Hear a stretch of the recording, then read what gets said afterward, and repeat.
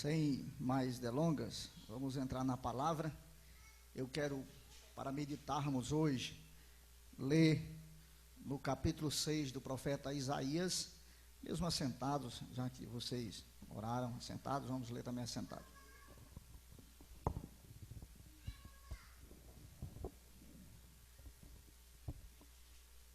Capítulo 6 do profeta Isaías, nós vamos ler do versículo 1 até o versículo 8.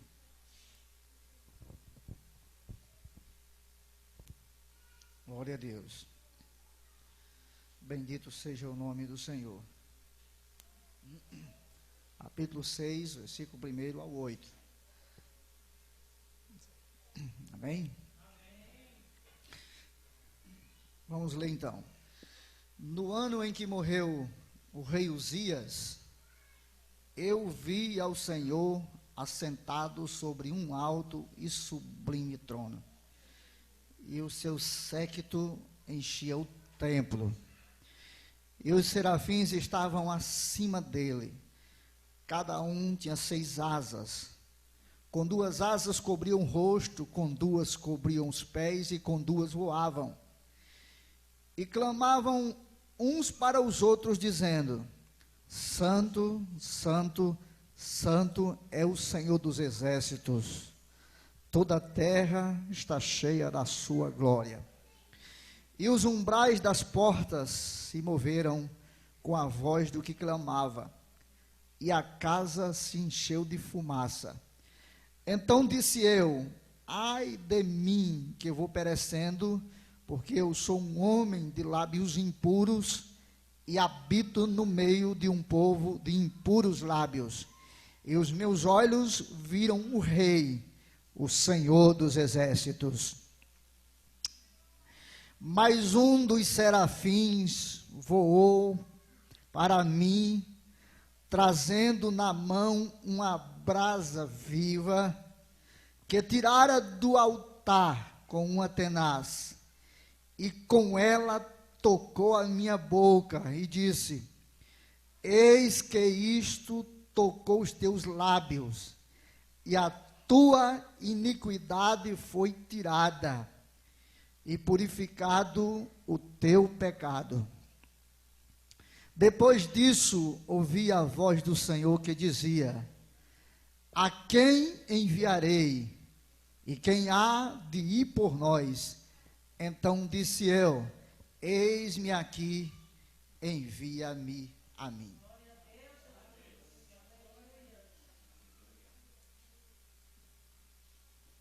Glória a Deus. Irmãos,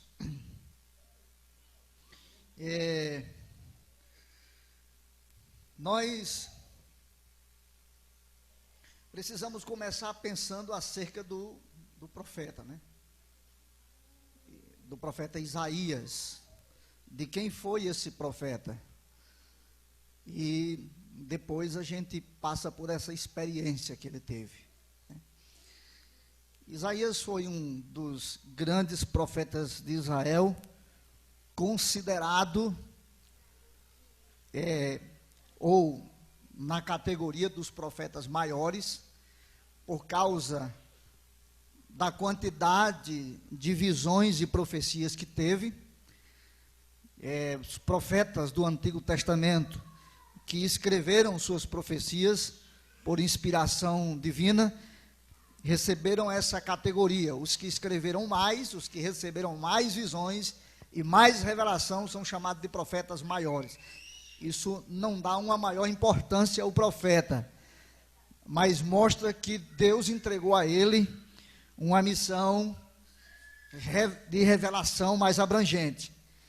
E Isaías é esse profeta que teve um sem número de visões acerca de uma porção de coisas relacionadas a Israel, relacionadas ao povo no entorno de Israel. E as visões de Isaías foram por demais abrangentes. Elas falaram tanto da vida de Israel, quanto da vida do Messias, inclusive do contexto da graça e do milênio, né? Há muitas visões de Isaías que ainda vão se cumprir, e ainda falta um tempo para se cumprir.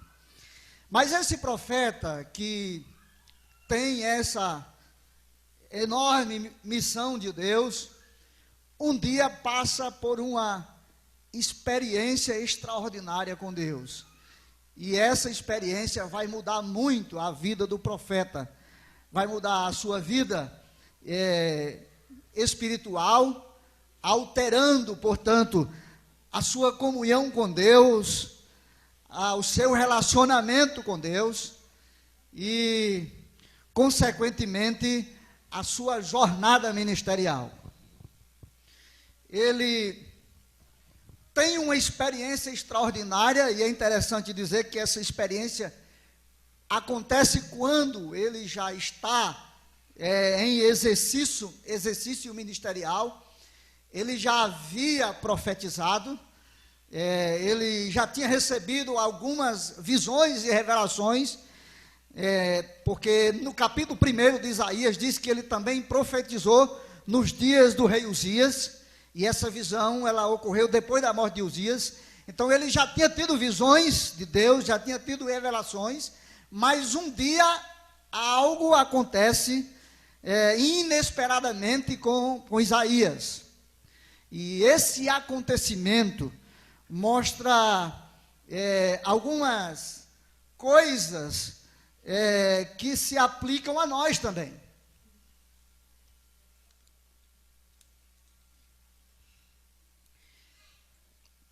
Ele começa dizendo que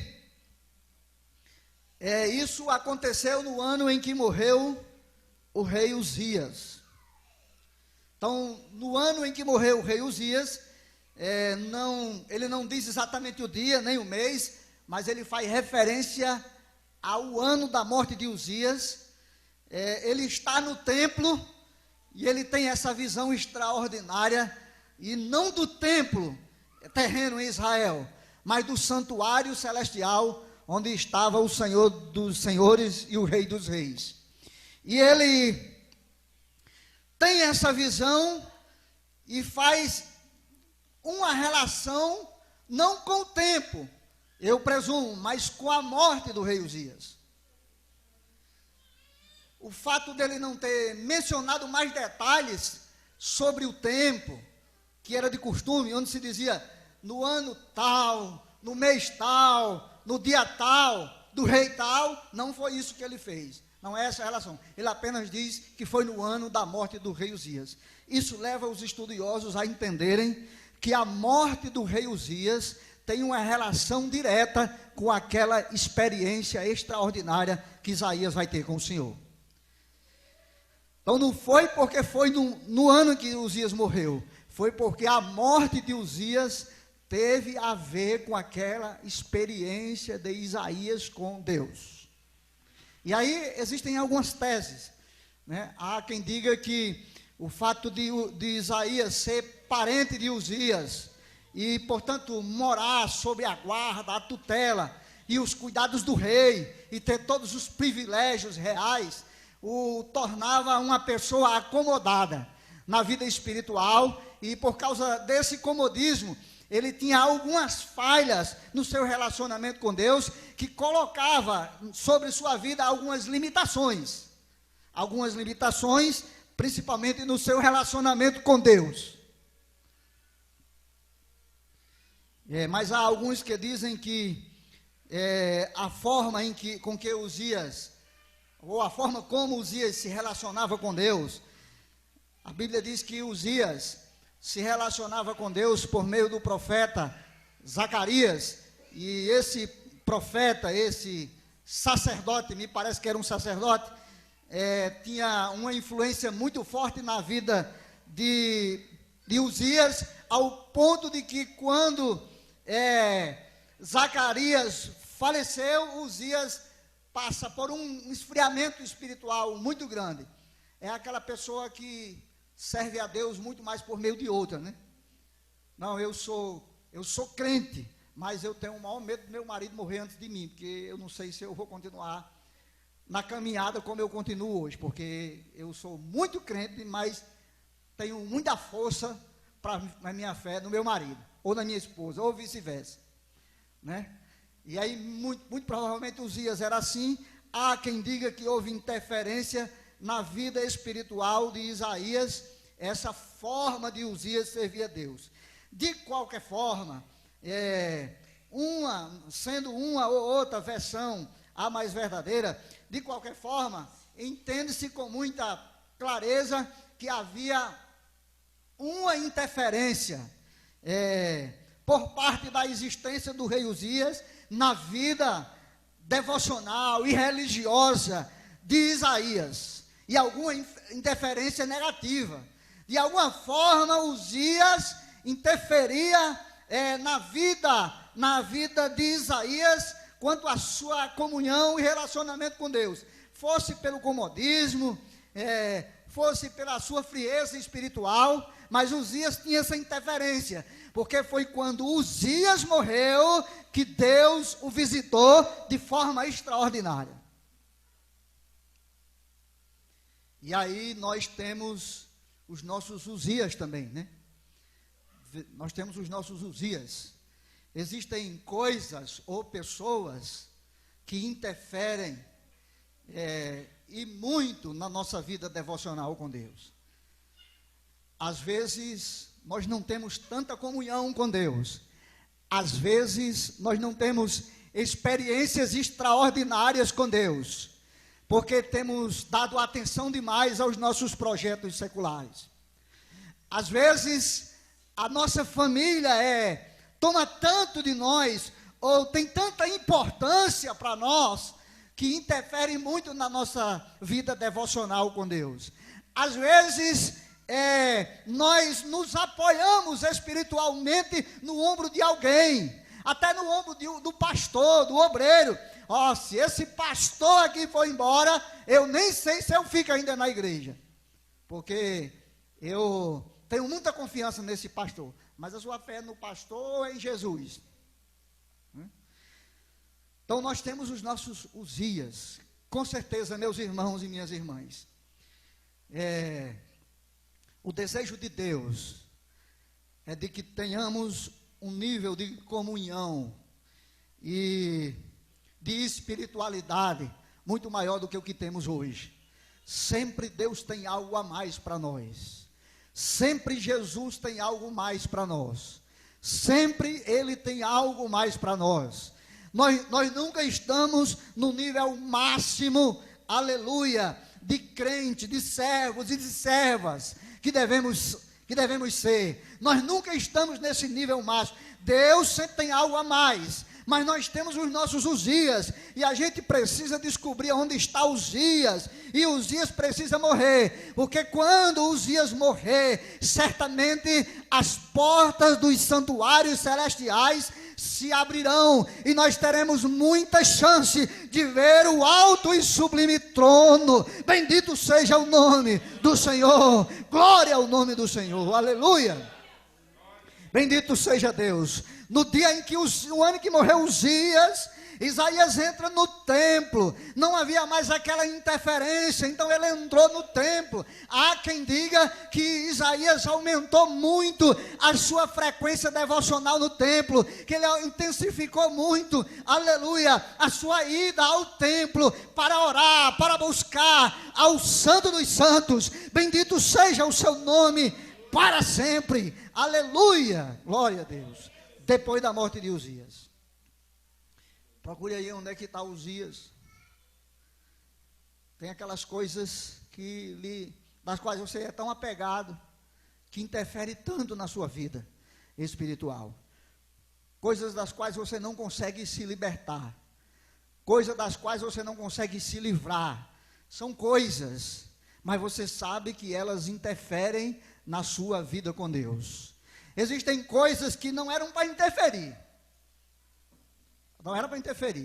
mas elas interferem. Há pessoas que têm uma dedicação profissional tão grande, que tem uma dedicação profissional, ou ao seu negócio, ou ao seu empreendimento, tão grande que facilmente ela descumpre um compromisso com Deus pelo seu compromisso profissional. Facilmente. Ela descumpre um compromisso com Deus. Não, eu estava certo em que ia para a igreja hoje, o culto de quinta, de instrução, mas apareceu aqui a necessidade de fazer uma hora extra, eu vou fazer essa hora extra. Perceba que pode ser que sejam Uzias, o seu trabalho, que não era para ser. O seu trabalho devia servir para glorificar a Deus, e não para servir de empecilho na sua vida devocional com Ele. Tem que servir para glorificar a Deus, para glorificar o nome do Senhor. Bendito seja Deus. E se assim for, o Senhor vai honrar a sua vida. Bendito seja o nome do Senhor. Glória a Deus. Eu lembro que quando eu morava no Rio de Janeiro, eu ajudava a um pastor, ao pastor da igreja. A gente era um apoio muito forte para ele. E todos os domingos, ou pelo menos um domingo e outro não, a gente ia a uma praça fazer um culto evangelístico.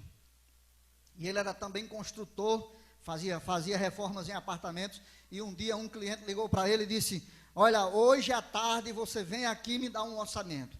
Ele disse: eu não posso, porque hoje eu tenho que realizar um culto evangelístico. E aí o cliente disse: se você não vier hoje, você sai da concorrência. Só vou ficar com os outros construtores na concorrência. Ele disse: eu não posso fazer nada, porque eu já tenho um compromisso com Deus. Quando chegou lá na praça, ele contou essa história, e nós fizemos o culto, celebramos a Deus. Quando foi no outro dia, ele ligou para mim e disse: o homem ligou para mim e disse que ninguém apareceu, e disse que a obra é minha, quem tem que fazer sou eu.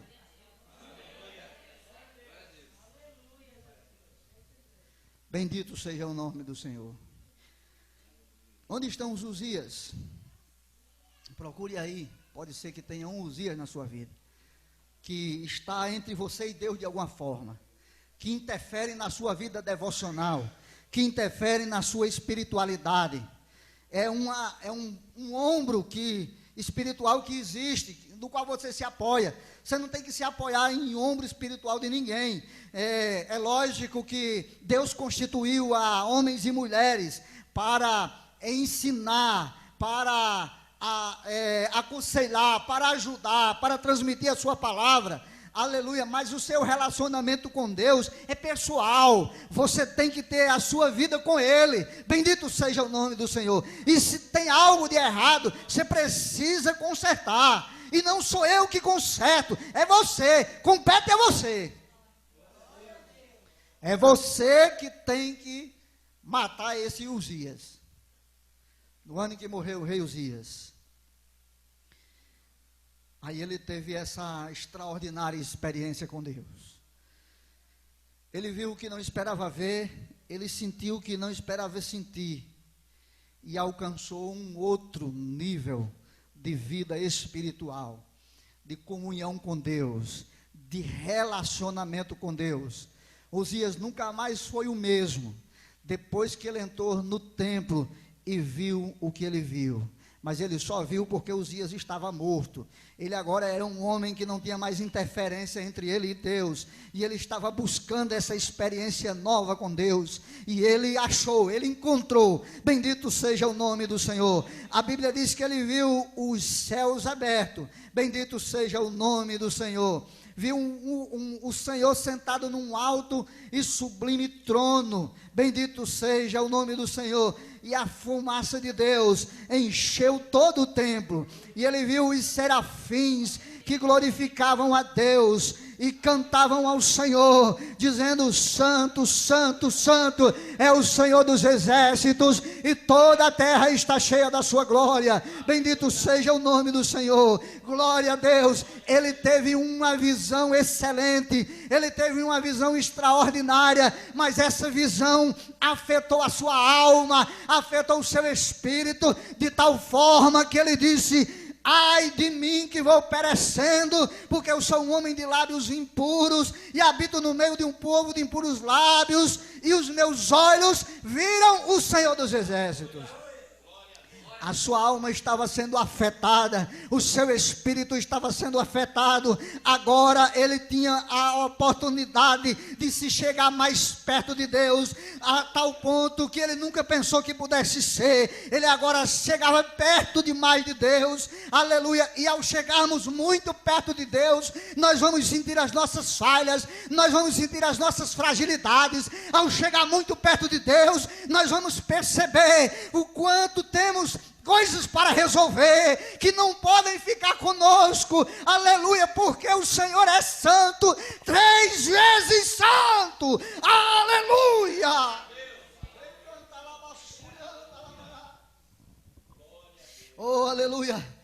A gente vai sentir, aleluia, a nossa situação. A gente, ao chegar perto de Deus, a gente vai sentir a nossa situação. Quanto mais perto a gente chega, mais a gente percebe que precisa melhorar, que precisa perder alguns penduricalhos que ainda vem conosco. Ainda tem lábios impuros, ainda tem coisas a serem purificadas, ainda tem coisas a serem regeneradas, ainda há santificação pelo caminho. Bendito seja o nome do Senhor. Mas escute, esse problema não é com você. Você não pode resolver, você não pode fazer nada, porque a Bíblia diz que um anjo foi até o altar e tirou uma brasa viva e tocou nos lábios do profeta e disse: o seu problema foi resolvido. Glória ao nome do Senhor. Sabe quando é que você vai conseguir deixar esse negocinho aí que precisa ser deixado? Quando o anjo tocar nos seus lábios com a brasa viva, quando o Espírito Santo agir. Não é você que resolve isso. Você não pode fazer, você não pode tirar, você não pode se livrar, você não pode se libertar. Isso é com o Espírito Santo de Deus. Você só tem que abrir o coração para Ele, você só tem que deixar Ele agir, você só tem que aceitar Ele agir, você só tem que querer. Você não pode fazer, mas você tem que querer. Aleluia, bendito seja o nome do Senhor. Note que Isaías não se queixa da sua impureza, ele se preocupa com ela. É diferente. Ele não se queixa, ele não diz assim: ah, eu sou um homem de impuros lábios, e eu gosto tanto dessa impureza, eu queria tanto continuar com ela, eu queria tanto não ter visto o Senhor aberto, porque eu queria continuar dizendo essas coisas que não é para ser dita. Não foi assim que Isaías fez. Ele se preocupou. Ele disse: ai de mim que vou perecendo. Ai de mim que vou perecendo, porque eu não era para ser um homem de impuros lábios, porque eu não era para dizer as coisas que digo, porque eu agora vi a glória de Deus, e vi que a glória de Deus é melhor do que essas impurezas, vi que a glória de Deus é mais excelsa, é mais excelente, é mais prazerosa, é mais maravilhosa, ela excede qualquer coisa dessa terra, ela excede qualquer coisa desse mundo, ela é melhor do que qualquer coisa que exista. Aleluia! A palavra do homem de Deus, aleluia, é de preocupação, é de lamento.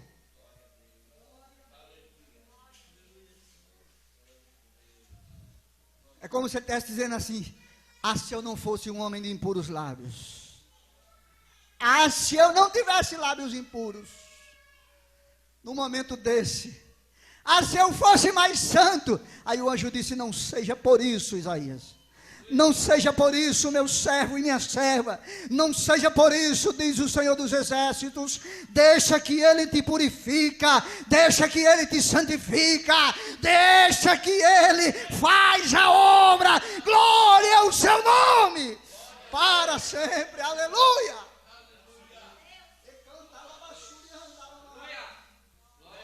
Você só precisa lamentar, você só precisa se entristecer pelas coisas que não devia fazer, você só precisa se lamentar por isso. Ah, meu Deus, eu sei que o Senhor é tão santo, eu sei que a sua santidade é excelsa, como eu posso estar na tua presença assim? Lamente e deixe o resto com o Espírito Santo. Glória ao nome dele.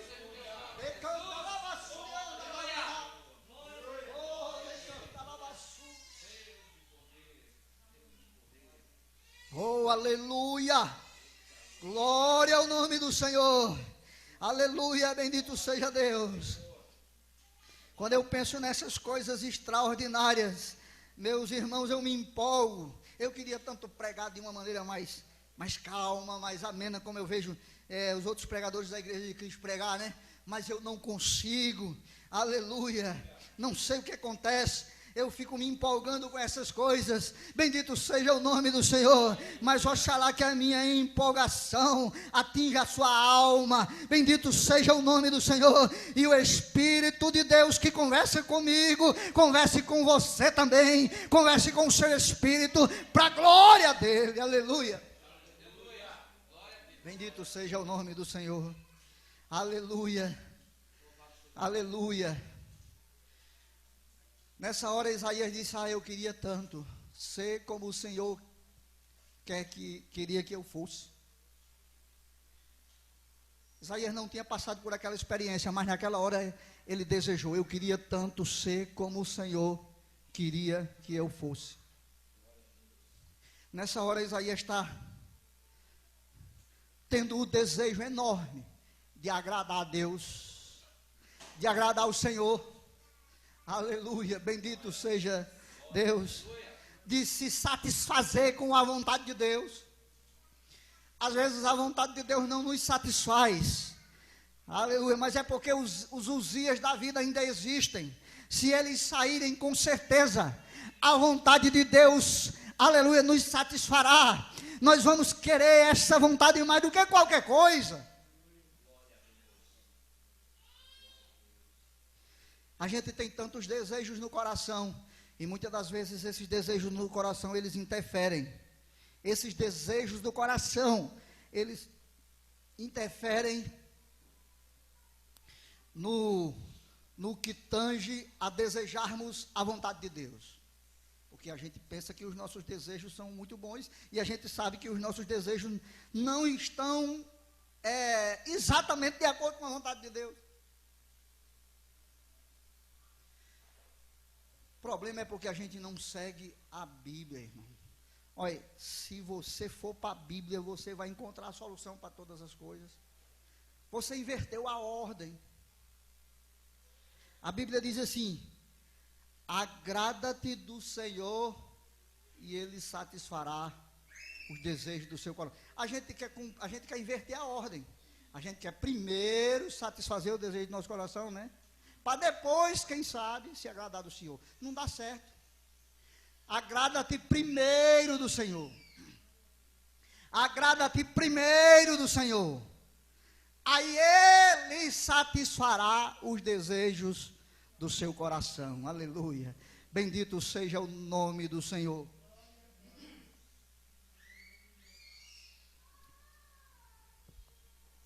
Eu acho que todos aqui sabem. Todos não, mas os que me conhecem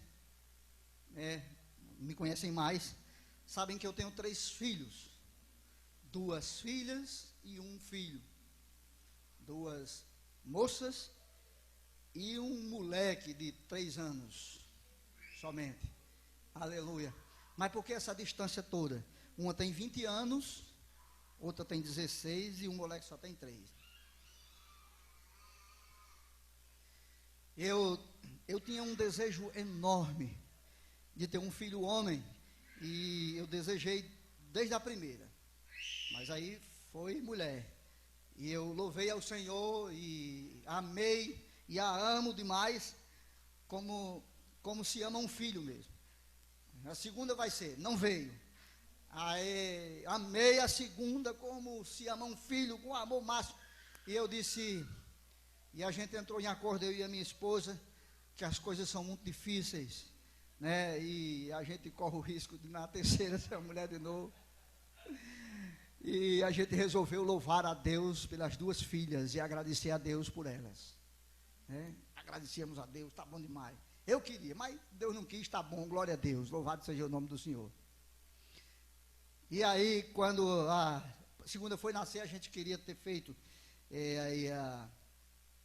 a esterilização da esposa, mas não deu certo, e a gente não entendeu na hora porque não deu certo, depois é que a gente entende, né? Aí vim morar no Rio. Quando eu morava no Rio, a gente estava num culto numa oração lá na minha casa. O pastor tinha um grupo de oração que visitava os irmãos, e um dia vieram na minha casa, e quando a gente terminou de orar, uma irmã disse assim: Denilson, o senhor está dizendo que está lhe dando um presente. Ele não disse o que é, mas é um presente, e é algo que você deseja muito. E eu fiquei tentando pensar, concluir o que fosse, né? Quando os irmãos foram embora, aí a minha esposa perguntou: você imagina o que seja? Eu disse: olha, veio um negócio aqui na minha cabeça, não sei se você vai gostar, né? Ela disse: será que é um filho homem? Aí eu disse: por quê? Ela disse: porque foi isso que eu pensei. Eu digo: pois então foi isso que eu pensei também. Eu disse: não, mas é coisa que a gente está pensando, vamos tocar a vida, né? Vamos caminhar com Deus. E quando foi um pouco tempo depois, a gente foi embora para Natal. E quando a gente morava em Natal, a minha irmã Gilmara veio morar comigo, que eu assumi a igreja lá, ela veio me ajudar. Aí a Gilmara teve um sonho de noite. Ela sonhou minha esposa amamentando um filho homem. Amanheceu o dia, ela alegre, feliz, né? Contou o sonho. Eu fiquei feliz. Essas alturas, minha esposa, né, já não estava mais gostando tanto da ideia, né? Porque o tempo já passava, né? A idade já avançava. Bom, fomos para Mossoró. E um dia, quando eu estava em Mossoró pregando na igreja,